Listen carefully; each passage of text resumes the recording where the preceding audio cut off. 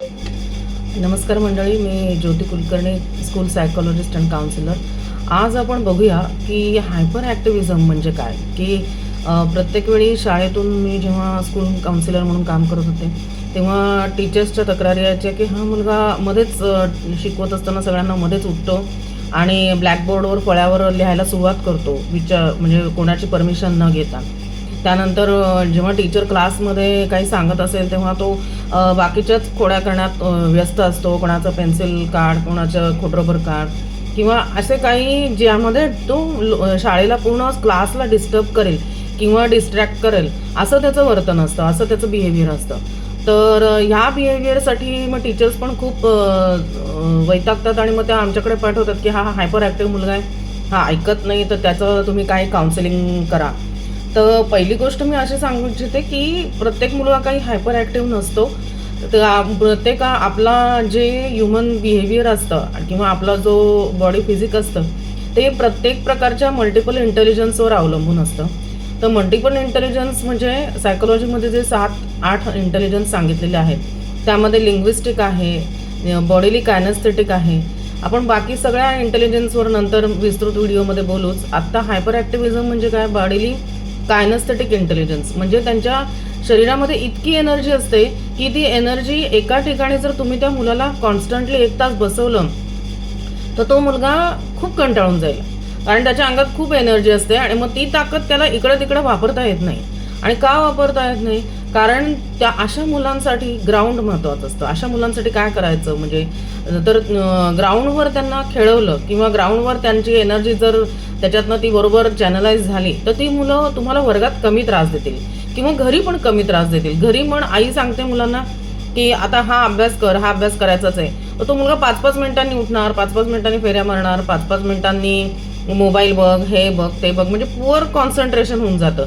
Hyper ॲक्टिव्हिजमचा दोष असा आहे की त्याच्यामध्ये कॉन्सन्ट्रेशनवर पण फरक पडतो.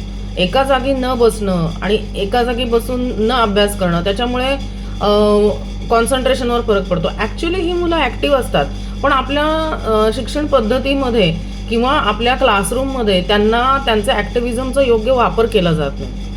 तर कसा वापर केला जात नाही, तर मी मल्टिपल इंटेलिजन्स बेस्ड आधारित शिक्षण पद्धती पण तयार केलेली आहे. त्याच्यामध्ये मी असं लिहिलं आहे की जे मुलं स्पोर्ट्स करिअर करू इच्छितात, की जे मुलं खेळण्यामध्ये असतात, त्यांची एनर्जी खूप चांगली आहे. आता माझ्या क्लासमध्ये मी बघितलं एक मुलगा इतका धावायचा प्रचंड, म्हणजे ॲथलेटिक्समध्ये त्यांना अवॉर्ड मिळायचे आणि मग जेव्हा असेंब्लीमध्ये पण तो खूप चांगलं काम करायचा. पण जेव्हा क्लासमध्ये बसायची वेळ येते, मॅथ्स सोडवायचं असतं, बाकी अभ्यास करायचा असतो, तेव्हा त्याचं पूर्ण 0 परफॉर्मन्स असतो. म्हणजे असे 2 वेगवेगळी उदाहरणं पण आपल्याला पाहायला मिळतील की 0 परफॉर्मन्स एका ठिकाणी आणि एका ठिकाणी खूप चांगला परफॉर्मन्स. तर अशा मुलांसाठी काय करावं, पहिल्यांदा तुम्ही असं समजून घ्या की आपल्या मुलाचा इंटेलिजन्स कसा आहे.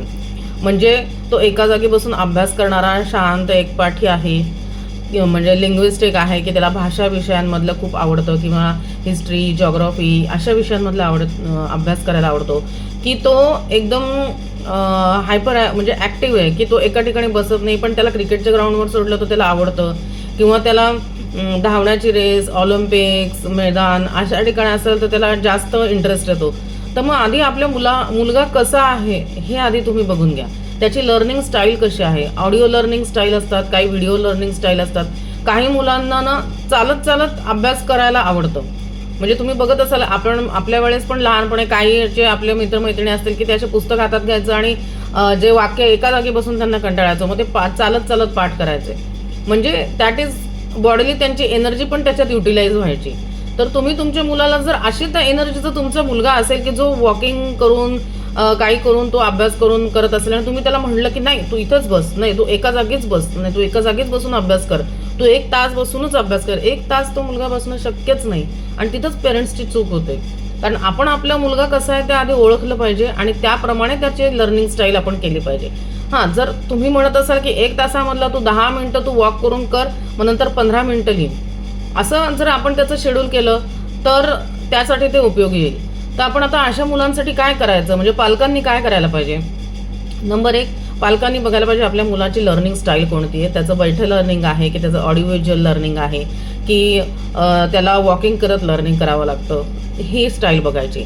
नंबर 2, त्याला प्रत्येक मुलं म्हणजे जी अगदी 5वी ते 10वीची मुलं किंवा 1ली ते 5वीची मुलं आपण हे करूया, म्हणजे 1ली ते 10वी एक आपण सॅम्पल घेऊया. ती जी मुलं असतात त्या मुलांना तुम्ही जर कंटिन्युअस 1.5 तास सांगितलं एका जागी बस, तर ते बिलकुल अभ्यास करणार नाहीत. एका जागी 1.5 तास बसून त्यांना अभ्यास करणं शक्यच नाही. तर पालकांनी काय करायचं, त्याला 1 तास घ्यायचा अभ्यासासाठी, कोणताही 1 तास. त्याच्यामध्ये बघायचं की त्याचं खाणं पिणं व्यवस्थित झालेलं आहे. भुकेल्या पोटी मुलं अभ्यास करू शकत नाहीत. आणि जर त्या मुलाला भूक लागली असेल तर त्याचं सगळं लक्ष जेवणाकडेच असणार. आणि मग आई कधी जेवायला वाढते, कारण मी असे पण पॅरेंट्स बघितलेत की जे नाही, तुझं हे झाल्याशिवाय मी तुला जेवायलाच देणार नाही, मी तुझं हे एवढं एक वर्कशीट कंप्लीट कर, मग मी त्याच्याशिवाय तुला जेवायलाच देणार नाही. तर असं करू नका. आपल्या मुलाची ही बघा की तो व्यवस्थित भुकेले, म्हणजे त्याचं पोट वगैरे व्यवस्थित भरलेलं आहे ना आणि नीट अभ्यास करत आहे ना. तर त्याचं पहिल्यांदा एक ते बघायचं, त्याची फिजिकल कंडिशन कशी आहे, त्याचं पोट वगैरे भरलेलं, व्यवस्थित जेवण वगैरे सगळं झालेलं आहे, लंच झालेलं आहे. आणि असा दिवसातला 1 तास तुम्ही काढायचा ज्यामध्ये तो पूर्ण वेळ एका ठिकाणी बसून राहील. बरोबर आहे. म्हणजे पूर्ण वेळ बसून राहील याचा अर्थ काय की 1 तास त्याला सुरुवातीला अभ्यास करायचा, मग अर्धा तास त्याच्याकडनं अभ्यास करून घ्यायचा. अर्धा तासानंतर त्याला 10 मिनिटाचा एक शॉर्ट ब्रेक द्यायचा. त्या 10 मिनिटामध्ये तो काही करू शकतो. म्हणजे त्याला वाटलं तो चक्कर मारेल, तो फिरेल, घरात इकडे तिकडे बोलेल, खिडकी उघडेल, खिडकीतनं काही बघेल किंवा एखादं म्युझिक ऐकेल. जर तो ऑडिओ लर्निंगवाला असेल की ज्याला म्युझिक आवडतं, तर त्याला तुम्ही म्युझिक ऐकायला द्या. किंवा त्याला एखादा ड्रॉइंगवाला मुलगा आहे जो आर्टिस्ट आहे, त्याला त्या 10 मिनिटामध्ये तू रिलॅक्स होण्यासाठी चित्र काढतं. आपण हा रिलॅक्सेशन टाईम त्याच्यासाठी देतोय याच्यामध्ये, या अभ्यासाच्या शेड्यूलमध्ये. मग नंतर पण तो रिलॅक्सेशन टाईम 10 मिनिटाच्या पुढे एक्सटेंड होऊ देऊ नका. त्या 10 मिनिटातच त्याला करायचं. 10 मिनिटाचा फ्रेश टाईम झाला, अलार्म लावायचा. अलार्म वाजला की त्याला सांगायचं की तू परत आता अभ्यासाला इकडे बस. आणि असा पुढचा अर्धा तास कव्हर करून घ्यायचा. म्हणजे तो मुलगा काय होईल, तो जो सतत इकडे तिकडे फिरणारा, चिडचिड करणारा जो मुलगा आहे, त्याला पण अलार्मची सवय होईल. आणि कोणतीही सवय व्हायला 21 दिवस लागतात. तर तुम्ही त्याला अशी सवय लावली की अर्धा तास झाला, मी त्याला बरोबर माहिती आहे की आता मला अर्धा तास अभ्यास करायचा आहे, नंतर मग मला एन्जॉयमेंट आहे. तर त्या एन्जॉयमेंटमुळे त्याचं माइंड रिलॅक्स होईल आणि मग त्यामुळे तो अभ्यासाला बसेल आणि नंतरचा पण तो अभ्यास कंप्लीट करेल. तर पालकांनी असं त्याला अलार्म लावून सिच्युएशनमध्ये देऊन अशा प्रकारे त्यांचा अभ्यास घ्यायला पाहिजे. दुसरी गोष्ट अशी आहे की काही पेरेंट्स म्हणतात की नाही तर तुझा तू अभ्यास कर, मी चालले बाहेर, किंवा तुझा तू अभ्यास कर, हे काय. तर काही मुलांना सपोर्ट लागतो ॲक्च्युली. काही थोडी इमोशनल मुलं असतात, काही सेन्सिटिव्ह मुलं असतात.